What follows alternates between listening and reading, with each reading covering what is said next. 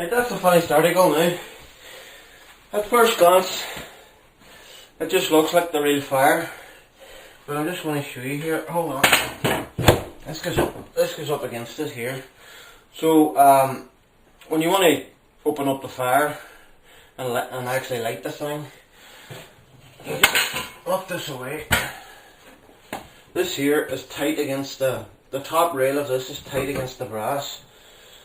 So you have to pull it like that. And another wee top here, I'll show you here if you want to. Down at the bottom here, I have a wee nick on the board, and on the tiles I have a mark, the centre mark for the board. So I'll just set the camera here. So this comes away now. That's your board there. And there's your real fire. A thing I forgot to mention, when I originally started this, I'll just put this back on. There was two, you see these wee things? They're sort of like wee brass turnings. I had to actually grind them off because they were compromising the whole draft proofing situation. So I just cut them off. I just cut them with a grinder with a tungsten carbide wheel on it. So that's that off anyway. And then that's your fire ready to go. And then when you want to draft proof it, that's it. And then the hearth is about, I don't know, a couple of stone width. So that keeps it in position. I've also done these things, I'll show you here. Me and the Wayne's done these at Christmas. Thought it would be quite funny.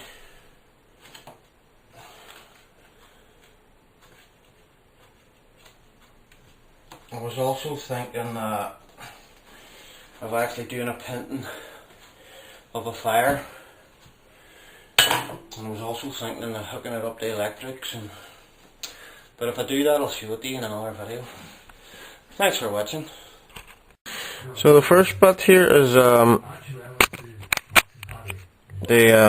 follow the profile of the bit, the curved bit at the top of the fireplace. So I've just cut this out here, this piece here, and I'm setting it down on this leftover piece of wood here. I've marked out one here, and I'm just going to draw a line around this now, just to show you. Just raw. This line doesn't have to be perfect because it's the back edge. It's not the piece at the front, it's going to be the back. So there's what you're looking for there, 1, 2 pieces. I'll show you them when I cut them out. So that's the 3 bits cut now. As you see, it's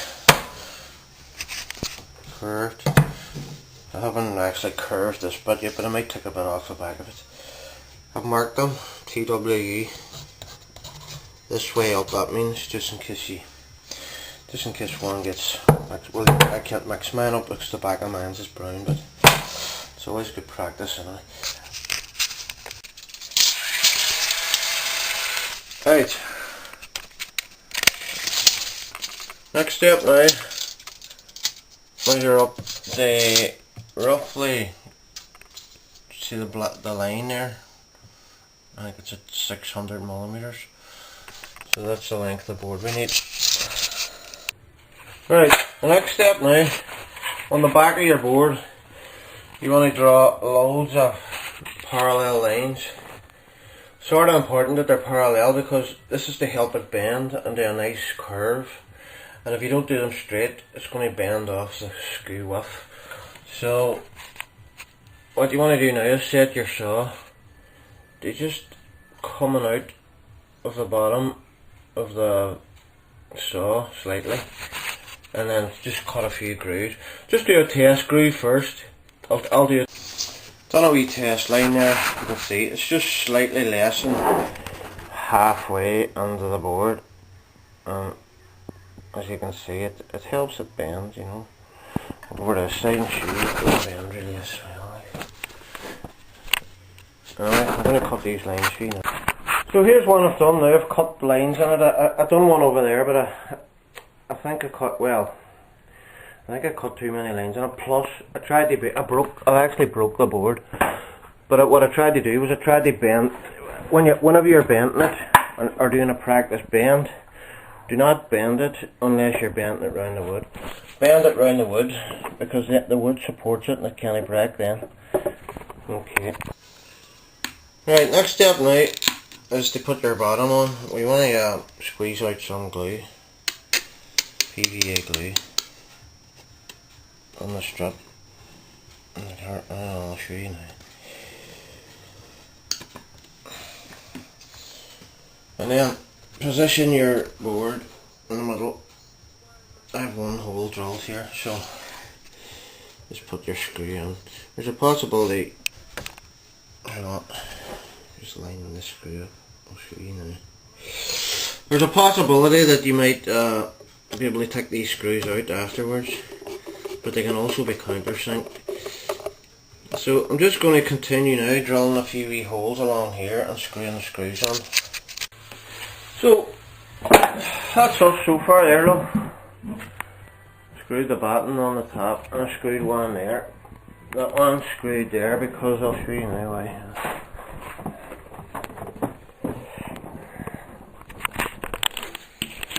That one is screwed in that position because it just stops below this, see this piece here, this rounded piece.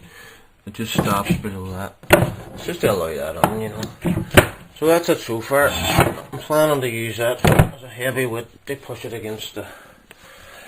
So you're getting a picture so far.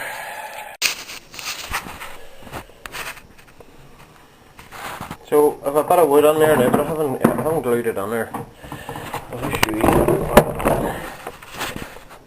I just cut it in the saw. I just sat the wood on it and marked around it with a marker and cut it. So that's the shape I ended up wanting. So I'll just show it to you now. Cut. Right, this is how we got so far. I probably should have showed you that section there, but I just sanded that up and filled it. As you can see, it's fairly tight fit there. I was going to use rubber, but I'm thinking about not using it now.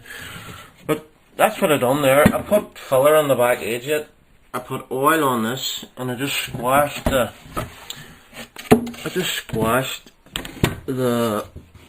fire surround. Hold on. I just squashed the fire surround up against it, and the filler oozed out. And then when it was hard, after about 10 minutes, starting to get hard, I prised it away. And then when it was a wee bit harder, I sanded it down. I'm just going to show you now.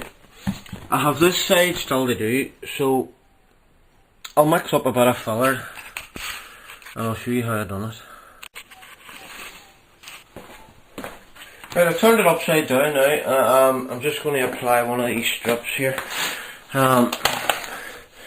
That's wee rubber strips you get for sealing doors. So I'm just going to apply that around the edge of this. A good tip for doing this here is when you're doing it, use a hairdryer to heat it up, to heat the glue, because the glue sticks better. So I'll just, right, I've got this here in place now. This top edge has been done. This side has been done here.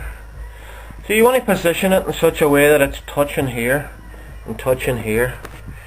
I put that rubber seal on the bottom so we got the right height here. So you just sort of want to gauge now how much filler you need. We actually don't need that much on this side because the actual wood's almost touching. It's actually touching the metal in a lot of places. So with the filler here, I'm just going to mix up just the filler now. And once a bit mixed in, I'll position the camera in such a way as to show you what I'm doing. So I'm just going to pull this away now and turn this on its side. I hope you're getting that. Yeah, you should get it now. So what you want to do now is, when I get something like that, they script the filler on this so you get a nice level. So you want to put a wee bit of filler on like that, and continue the whole way down to the bottom. This is going to be your level where your rubber seal is going to be glued to. So you want this. The reason for this is so as your fire screen is hitting the metal the whole way around. You don't want any gaps. So just keep applying it till you get right to the bottom. Actually, right the way down to the bottom. And your next step in is you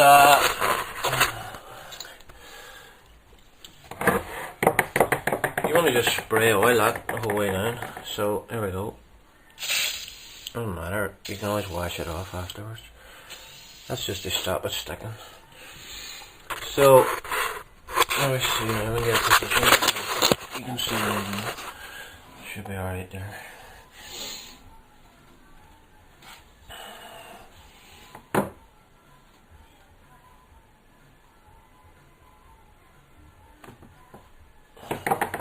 Seconds. I'll be with you in a minute. I'm just adding another wee bit of filler on here to this surround at the top. So that's it now. You just want to position your screen. I put a couple of marks on the bottom edge where the thing should sit. So that's it now. Just bed that in like that, it's touching all the way around, not too much, just enough pressure to get it hitting the metal the whole way around, and you'll see that the filler starting to squeeze out all over it. There's a gap there at the top, but don't worry about any gaps. You can work this filler now out towards your screen. I'm gonna get that wee bit of filler on the top edge there.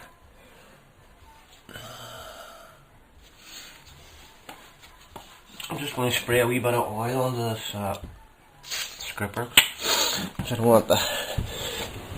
So just work it out like that. As I say, it doesn't matter if there's a gap, because you can always go back and redo it with an artistic filler. You're just tidying it up as near as possible at the minute.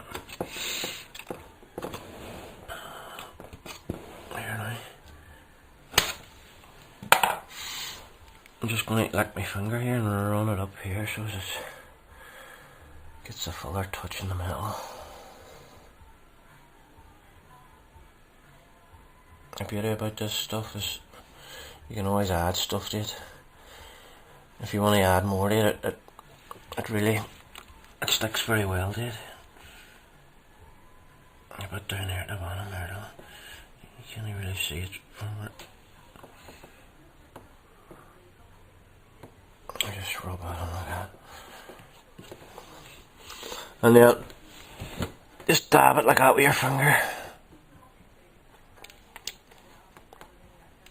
Get it on.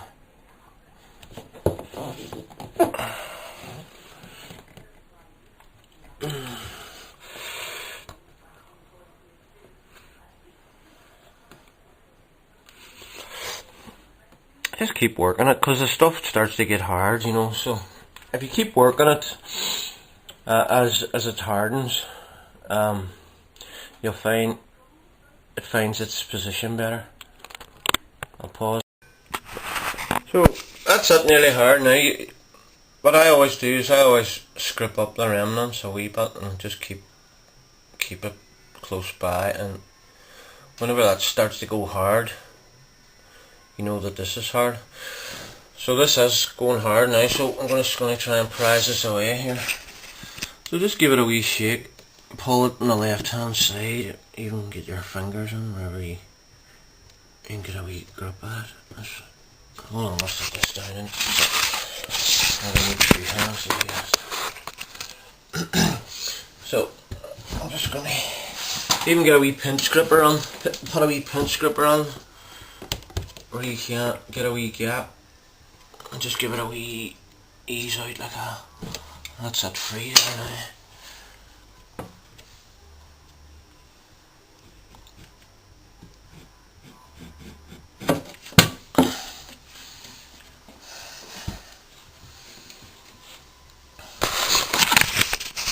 So as you can see, oh, I get you more light there.